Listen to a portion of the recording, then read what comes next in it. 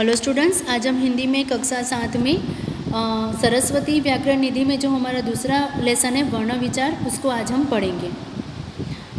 वर्ण विचार बच्चों, पिछली कक्षाओं में भी आपने पढ़ाई होगा और अपने अनुभव से भी आपने जाना होगा कि विद्यालय में औपचारिक शिक्षा प्राप्त करते समय आपने सबसे पहले वर्ण यानी कि क्या, अक्षर को ही लिखना सीखा होगा। जब तक किसी बालक को लिखना नहीं आता है तब तक वह ध्वनियों का सिर्फ उच्चारण करता है, और इन्हीं उच्चारित ध्वनियों को जब लिखकर बताना होता है तब उनके लिए कुछ चिन्ह, लिखित चिन्ह बनाए जाते हैं। ध्वनियों का व्यक्त करने वाले ये लिखित चिन्ह ही क्या कहलाते हैं, वर्ण कहलाते हैं। तो मानव मुख से उच्चरित प्रत्येक ध्वनि के लिखित रूप को वर्ण कहते हैं, और वर्ण के और खंड नहीं किए जा सकते। बच्चों, इतना ध्यान रखना है कि वर्ण भाषा की सबसे छोटी इकाई है, अतः यह भाषा का मूलाधार है। भाषा की प्रत्येक शब्द वर्णों से ही बनता है। हिंदी में वर्णों को अक्षर भी कहते हैं।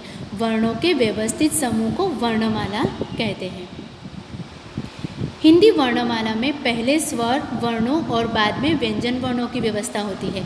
अब हम देखने जाए तो वर्णमाला में वर्ण निम्नलिखित यानी कि वर्ण के कितने प्रकार होते हैं, तो वर्ण के 2 प्रकार होते हैं, स्वर और व्यंजन। अब बच्चों, यहाँ पे इतना ध्यान रखना है कि स्वर किसे कहते हैं और व्यंजन किसे कहते हैं। जिन वर्णों के उच्चारण के समय हवा बिना किसी रुकावट के मुख से निकलती वे स्वर कहलाते हैं। यानी कि जिन वर्णों के उच्चारण के समय जो हवा है वो किसी भी रुकावट के बिना अगर हमारे मुंह से निकलती है तो वे स्वर कहलाते हैं। हिंदी में कितने स्वर होते हैं, 11 स्वर होते हैं। बच्चों, यहाँ पर आपको इतना पता होना चाहिए कि हिंदी में कितने स्वर होते हैं और कितने व्यंजन होते हैं। व्यंजन वे वर्ण जो स्वरों की यानी कि व्यंजन जो होते हैं वो स्वरों की सहायता से बोले जाते हैं, और जिनका उच्चारण करने के लिए हवा को मुंह में अलग अलग स्थानों पर रोकना पड़ता है, उसे हम क्या कहते हैं, व्यंजन कहते हैं। व्यंजनों को मुख्यतः निम्नलिखित वर्गों में रखा जाता है। व्यंजनों को 4 वर्ग में रखा जाता है, क वर्ग, च वर्ग, ट वर्ग, त वर्ग और प वर्ग। यानी पहले क वर्ग, च वर्ग, ट वर्ग, त वर्ग और प वर्ग को रखा जाता है।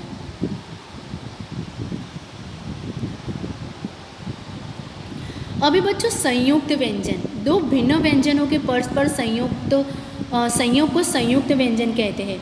जैसे बच्चों क्ष, त्र, ज्ञ, स्र और द्य।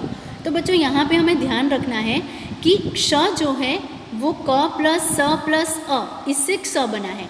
ऐसी त्र जो है वो त प्लस र प्लस अ, उससे त्र बना है। ज्ञ, ज प्लस उससे ये बना है, स प्लस र प्लस अ, वो स्र बना है। तो इस तरीके से ये जो आपको दिख रहा है वो हमने अक्षर का विच्छेद किया है।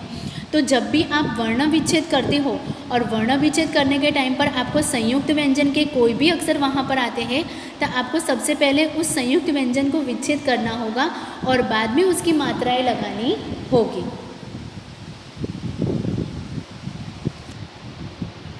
अभी बच्चों, द्वित्व व्यंजन, जब एक व्यंजन ध्वनि अपने समान अन्य व्यंजन ध्वनि से संयुक्त होती है तो उसे द्वित्व व्यंजन कहते हैं। जैसे कच्चा, दिल्ली, खट्टा, रस्सी, पत्ता आदि। यानी कि जब एक व्यंजन ध्वनि अपने समान अन्य व्यंजन ध्वनि से संयुक्त होती है।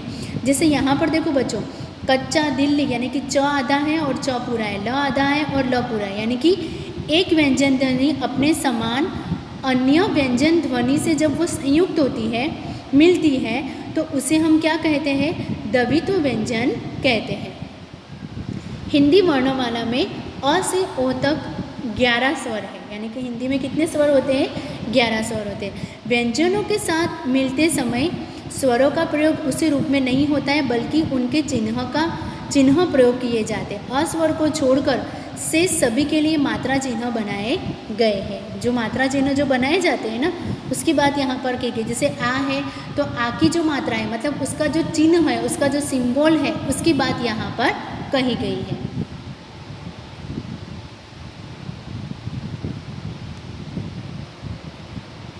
उसके बाद है बच्चों अनुनासिक। अनुनासिक ध्वनियों के उच्चारण के समय हवा नाक और मुंह दोनों से निकलती है। अनुनासिक ध्वनियों के लिए चंद्र बिंदु लगाया जाता है, जैसे चांद, गांव, कुआं आदि। यानी कि अनुनासिक ध्वनियों के उच्चारण के समय हवा नाक और मुंह दोनों से निकलती है।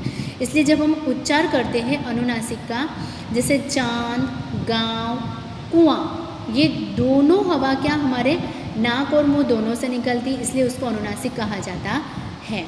अनुस्वार, बच्चों जब अनुस्वार का हम उच्चारण करते हैं तो जो हवा है वो केवल नाक से निकलती है। दोनों में अंतर क्या है, इसमें नाक और मुंह दोनों से निकलती है, लेकिन अनुस्वार में क्या है, केवल नाक से निकलती है और उच्चारण अधिक जोर से होता है। उसके ऊपर केवल बिंदु लगाया जाता है।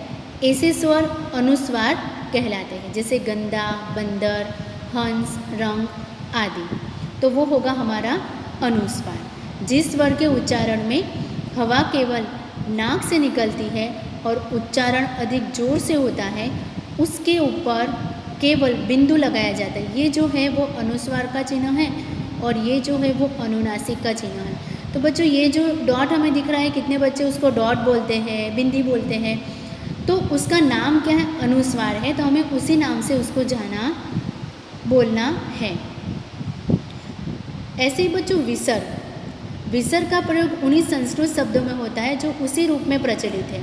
सामान्यतः विसर्ग का उच्चारण ह के समान होता है। जैसे दो शब्द, जैसे यहाँ पर देखो बच्चों प्रातः, तो ये दो डॉट आपको दिख रहे हैं, वो दो डॉट का अर्थ क्या होता है, ह।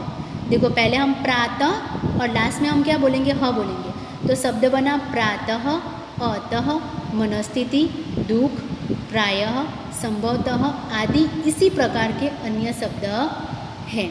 यानी विसर्ग का प्रयोग उन्हीं संस्कृत शब्दों में होता है जो उसी रूप में प्रचलित है।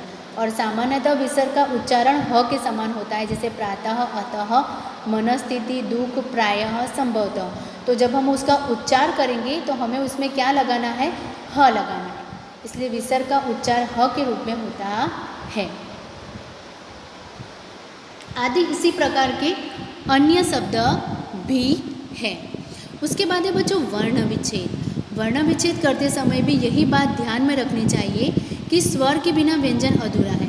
वर्णमाला और वर्ण विच्छेद में सही क्रम का ज्ञान होने से हिंदी शब्दकोश में शब्दों के अर्थ ढूंढना अति सरल हो जाता है। जैसे यहाँ पे देखो हमें एक एक अक्षर का विच्छेद करना है। म तो म प्लस अ, मा तो म प्लस आ और मी तो म प्लस ई। ठीक है, तो म है तो म प्लस अ, मा है तो म प्लस आ, मी है तो म प्लस ई आदि। तो हमें सबसे पहले एक एक अक्षर को, वर्ण विच्छेद में हमें क्या करना है बच्चों, एक एक अक्षर को विच्छेद करते जाना है।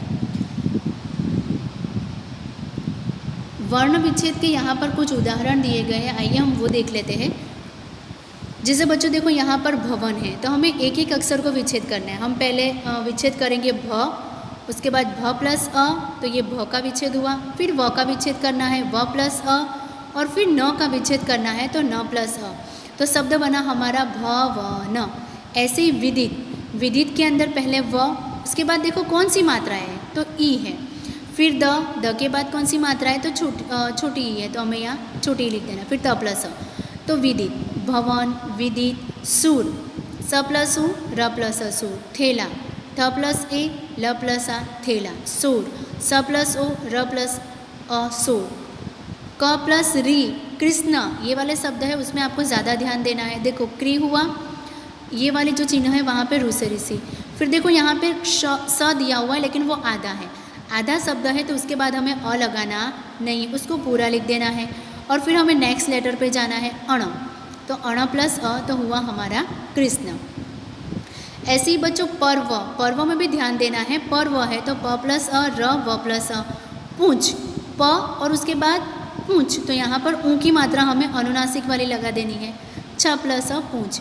व्यक्ति, व आधा है तो व लिख दो, फिर य प्लस अ, क, त प्लस ई। क्षुब्धा, ये वाला जो संयुक्त व्यंजन वाला मैंने अभी आपको बताया वो ऐसे ही करना है, क प्लस स। अब देखो यहाँ पर ऊ की मात्रा दी है तो ऊ, टुक्सु। ठीक है, तो यहाँ पर हुआ क्षुधा। उसके बाद एक कच्चा, तो क प्लस अ, जैसे अभी मैंने आपको बताया दबितु व्यंजन वाला। आधा त आया तो पूरा लिख दो, अ लिखना नहीं है। फिर च और आ, कच्चा। ऐसे ही बच्चों भावन का दिया गया है, भ प्लस आ, व प्लस अ, न प्लस भावन, न प्लस ई, ल प्लस ई नीली, फ प्लस उ, ल प्लस फूल, थ प्लस ऐ ल प्लस आ थैला, मौसम म प्लस ओ स प्लस अ म प्लस अ मौसम, प्रकट, प्रकट वाला प्र वाला दिया गया है तो प फिर र लिखना है, फिर अ, प्र यानी कि प्र का बना इतना, फिर क प्लस अ ट प्लस अ, म प्लस अम, द प्लस अ मंद, ट प्लस अ, ये देखो ट्रेन वाला यहाँ पर दिया गया है उसमें भी र लिखना है, ट प्लस र प्लस ए न प्लस अ ट्रेन, पत्र, प प्लस अ, अगर त्र को पहले विच्छेद करना है हमें तो त प्लस र प्लस अ, फिर यज्ञ, य प्लस अ, तो ये यज्ञ का दिया हुआ है। तो ये बच्चों यहाँ पर वर्ण विच्छेद दिया गया है। वर्ण विच्छेद में हमें स्टेप बाय स्टेप जाना है ताकि आपका कोई भी व्यंजन और कोई भी स्वर आपका छूटेगा नहीं। तो बच्चों ये था हमारा वर्ण विचार, जो ये पार्ट यहीं पर ही ख़त्म होता है। तो बच्चों आज हम यहाँ तक ही देखेंगे। आज के लिए इतना ही।